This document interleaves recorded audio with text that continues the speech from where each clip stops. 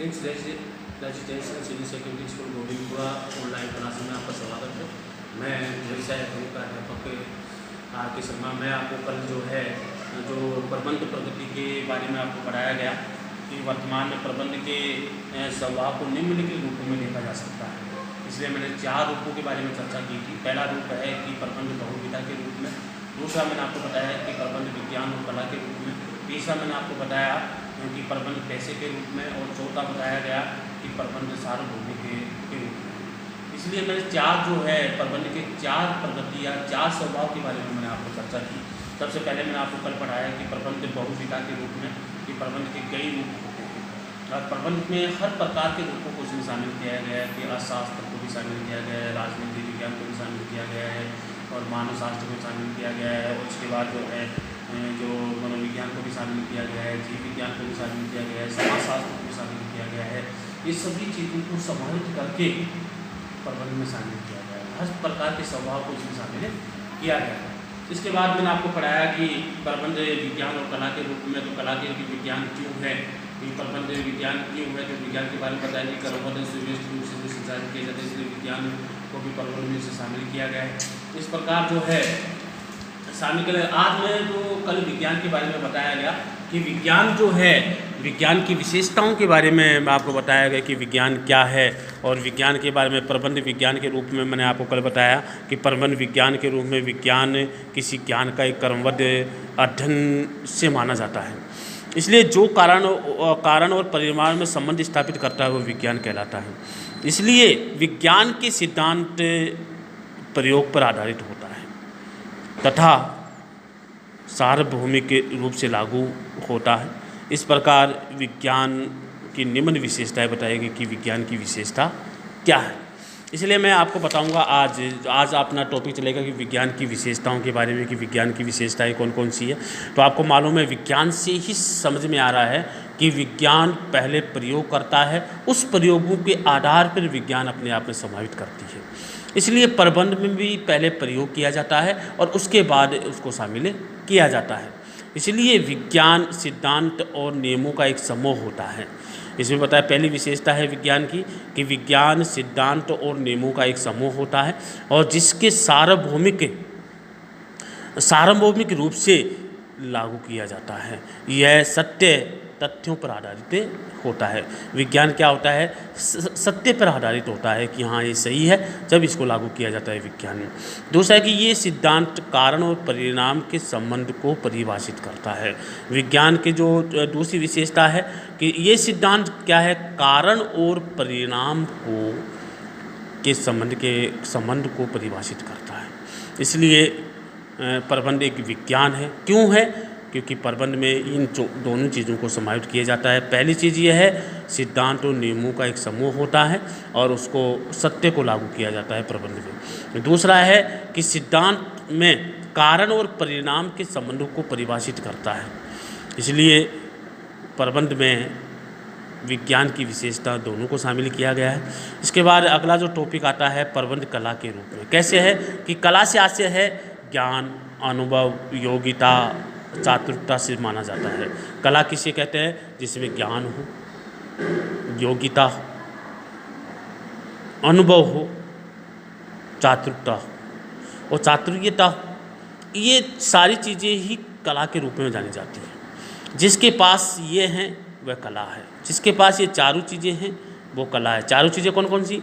ज्ञान, अनुभव, योग्यता और चातुर्य।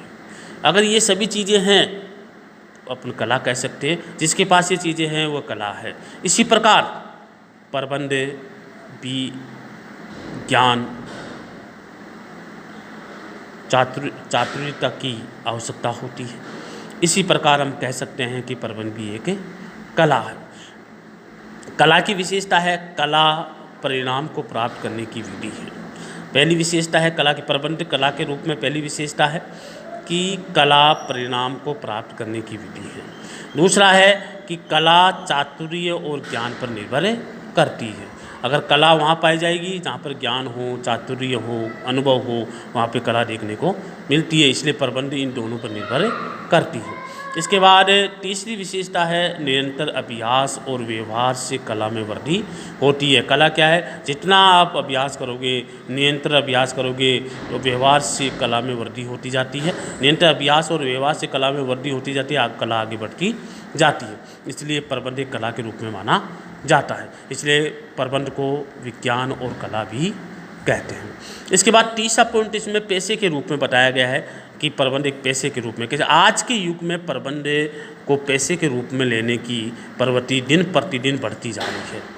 इसलिए अतः प्रबंध के अध्ययन को भी एक पेशेवर शास्त्र की श्रेणी में रखा जा गया है, क्योंकि प्रबंध और पैसे में बहुत कुछ समानताएं हैं और जिस कारण से हम कह सकते हैं कि प्रबंध एक पेशा है। कैसे है? पैसे का अर्थ होता है, पैसे से से है, ऐसी क्रिया से है जिसमें व्यक्ति विशेष शिक्षण और प्रशिक्षण प्राप्त करके सेवा प्रदान करता है और सेवा प्रदान करता है, उसके बदले वो शुल्क प्राप्त करता है, उसे पेशा कहते हैं। पैसा का दोबारा बता रहा हूँ, पैसे से आशय है किसी ऐसी क्रिया से है जिसमें व्यक्ति विशेष शिक्षण और प्रशिक्षण प्राप्त करके सेवा प्रदान करता है और उसके बदले वो शुल्क प्राप्त करता है। इसलिए पैसे की विशेषता पहली है, पैसे में विशिष्ट ज्ञान की आवश्यकता होती है, अतः प्रबंध में भी विशिष्ट ज्ञान की आवश्यकता होती है। दूसरी विशेषता इसमें बताइए, पैसे के लिए ज्ञान की एक औपचारिक व्यवस्था होती है, इसलिए जिससे नियमों के अनुसार ज्ञान प्राप्त किया जाता है। प्रबंध में भी ज्ञान की एक सार्वभौमिक व्यवस्था होती है। इसके बाद पैसे में एक निश्चित आचार संहिता का पालन किया जाता है कि कुछ नियम कानून जो होते हैं फिक्स होते हैं, उसी को आधार मान करके पैसे में उसका प्रयोग किया जाता है। प्रत्येक पैसे के लिए सेवा की प्रकृति का होना बहुत आवश्यक है। इसलिए डॉक्टर है, अध्यापक है, उनका भी एक पेशा होता है। डॉक्टर का पेशा होता है पेशेंट को देखना, अध्यापक का होता है कि बच्चों को ज्ञान देना या उनको सही दिशा में लेकर चलना। इसलिए प्रबंध को एक पेशे के रूप में माना जाता है। पेशा होता है कि व्यक्ति शिक्षण और प्रशिक्षण प्राप्त करके उस ज्ञान को प्राप्त करते हैं और फिर सेवा करते हैं और सेवा के बदले जो शुल्क लिया जाता है वो पैसे में शामिल किया जाता है। जैसे डॉक्टर एक मरीज को सही करता है या दवाई देता है, उसको देखता है तो वो अपनी फीस लेता है, इसलिए उसको भी अपन पैसे के रूप में जाना जाता है। इसलिए प्रबंध की सार्वभौम, अगला जो चौथा पॉइंट बताया गया कि प्रबंध में सार्वभौमिकता पाई जाती है, कि प्रबंध सभी जगह पाया जाता है। सार्वभौमिकता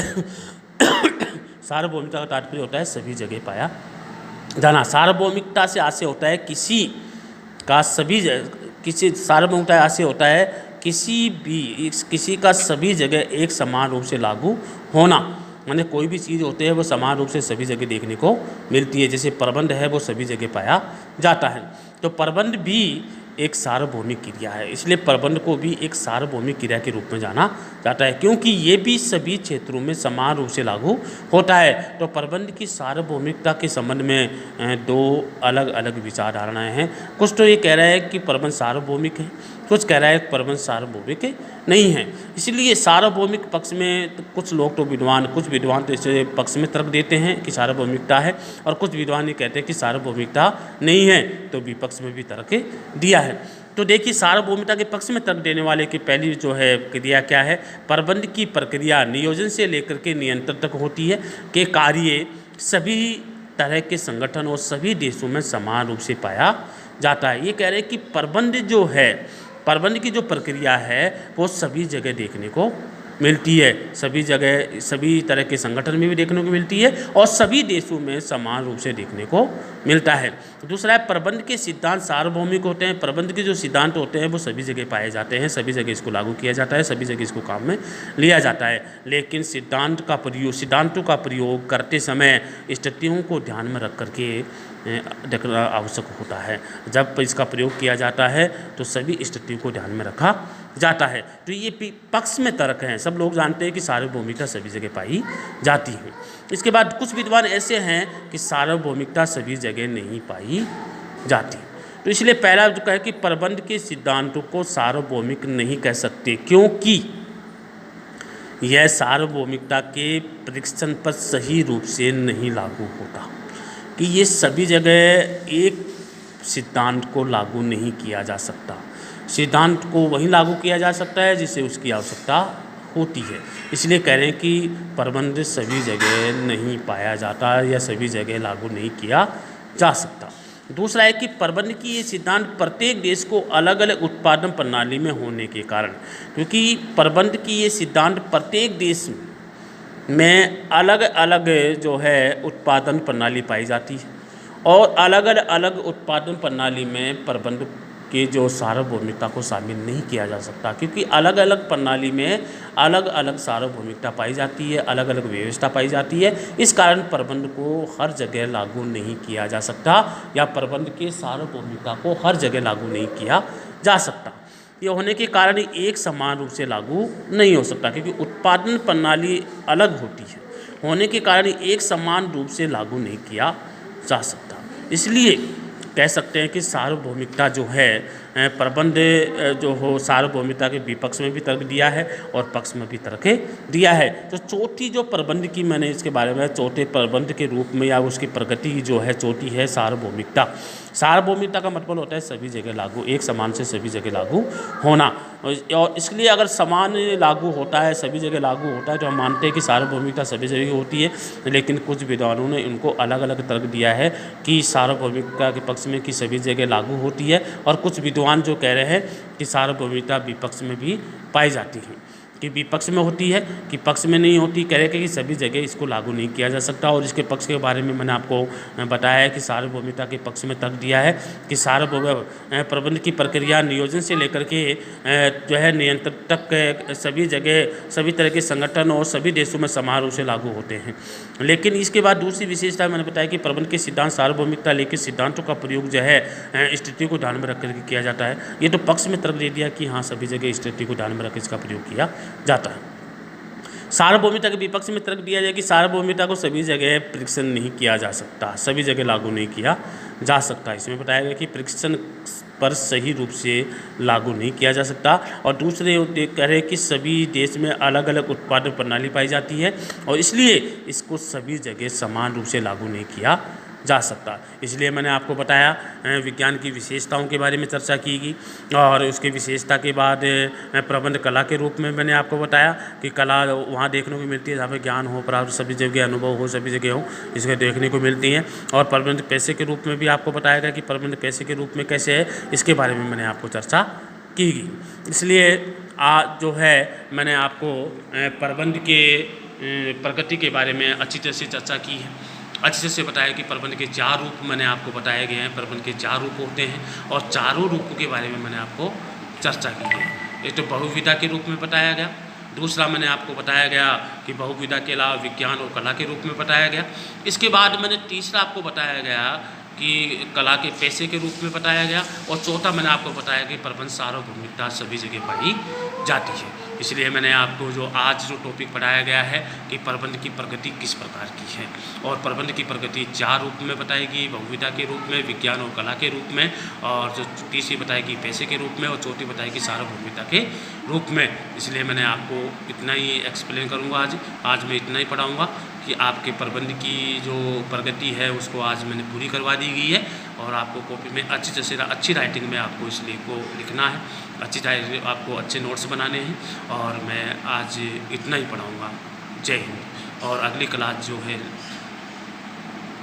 अगली क्लास ली जाएगी, इसलिए मैं अपने वाणी को विराम देता हूँ। जय हिंद।